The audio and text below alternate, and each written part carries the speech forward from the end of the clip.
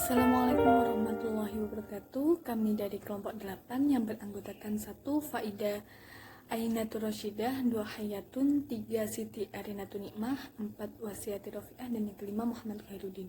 Di sini kami akan membahas bab yang berjudul Pusat Sumber Belajar dan Pembelajaran. Untuk pembahasan yang pertama yaitu tentang pengertian dari pusat sumber belajar.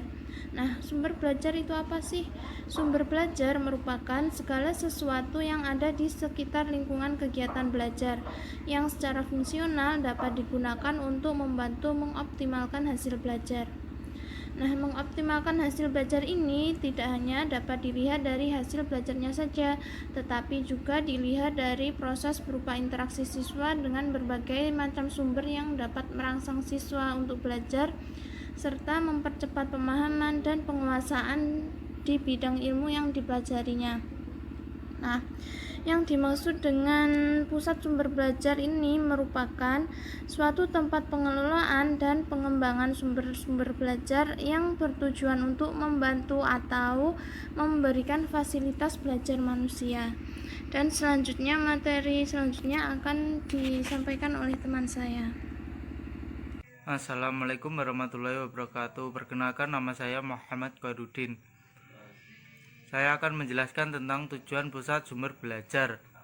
Tujuan dari pusat sumber belajar adalah untuk meningkatkan efektivitas dan efisiensi kegiatan proses belajar mengajar melalui pengembangan sistem pembelajaran. Hal ini dilaksanakan dengan menyediakan berbagai macam pilihan untuk menunjang kegiatan kelas tradisional dan untuk mendorong menggunakan cara-cara yang baru non-tradisional yang paling sesuai untuk mencapai tujuan program akademis dan kewajiban-kewajiban institusional yang merencanakan lainnya. Terima kasih. Baik, saya akan meneruskan presentasi dari teman-teman, yaitu mengenai fungsi pusat sumber belajar. Yang pertama mengenai fungsi pengembangan sistem instruksional, yaitu fungsi ini menolong jurusan atau departemen dan staf tenaga pengajar secara individual di dalam membuat rancangan desain dan pemilihan untuk meningkatkan efektivitas dan efisien proses belajar dan mengajar.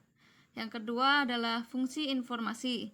Dalam kehidupan sehari-hari, orang sering memerlukan informasi, baik untuk keperluan pribadi maupun untuk keperluan usahanya.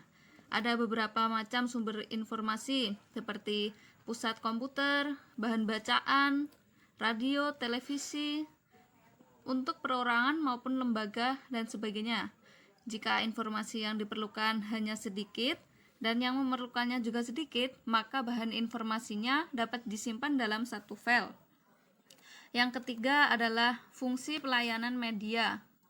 Fungsi ini berhubungan dengan pembuatan rencana program media dan pelayanan pendukung yang dibutuhkan oleh staf pengajar dan pelajar. Selanjutnya yang keempat, fungsi produksi, yaitu fungsi ini berhubungan dengan penyediaan materi dan bahan pelajaran yang tidak dapat diperoleh melalui sumber komersial. Dan yang terakhir adalah fungsi administratif, yaitu fungsi ini berhubungan dengan cara-cara bagaimana tujuan dan prioritas program dapat tercapai. Fungsi ini berhubungan dengan semua segi program yang dilaksanakan dan akan melibatkan semua staf dan pemakai dengan cara-cara yang sesuai. Demikian adalah fungsi daripada sumber belajar. Selanjutnya, mengenai jenis-jenis pusat sumber belajar akan disampaikan oleh teman saya. Baik, selanjutnya adalah materi yang ketiga, yaitu mengenai jenis-jenis sumber belajar.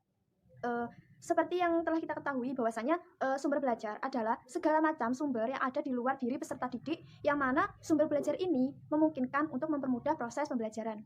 Nah, menurut Varsita sendiri, sumber belajar itu dibagi menjadi dua macam, yaitu yang pertama learning research by design, yakni sumber belajar yang dirancang. Contohnya yakni seperti buku paket, modul, atau EKS. Dan yang kedua yaitu learning research by utilization, yakni sumber belajar yang dimanfaatkan. Contohnya seperti surat kabar, museum, kebun binatang, dan lain sebagainya.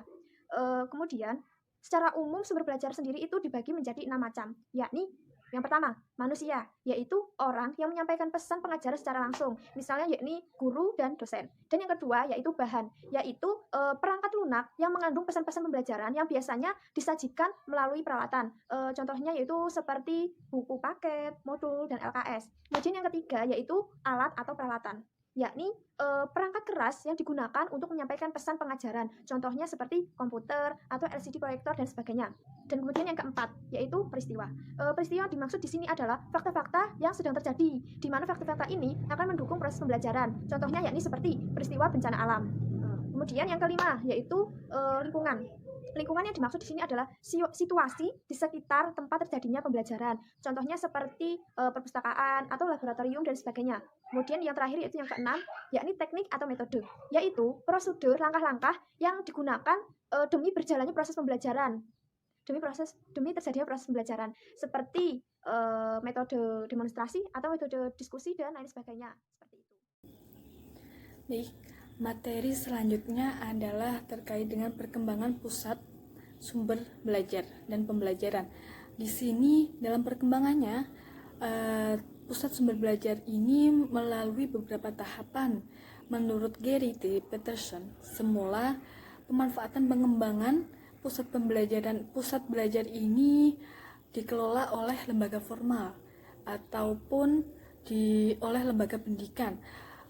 Namun sekarang dalam perkembangannya bisa dikelola oleh perorangan ataupun swasta.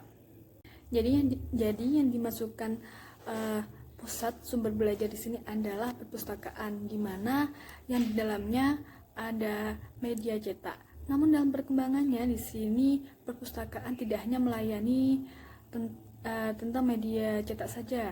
Sekarang ada pelayanan media visual, media audio dan visual.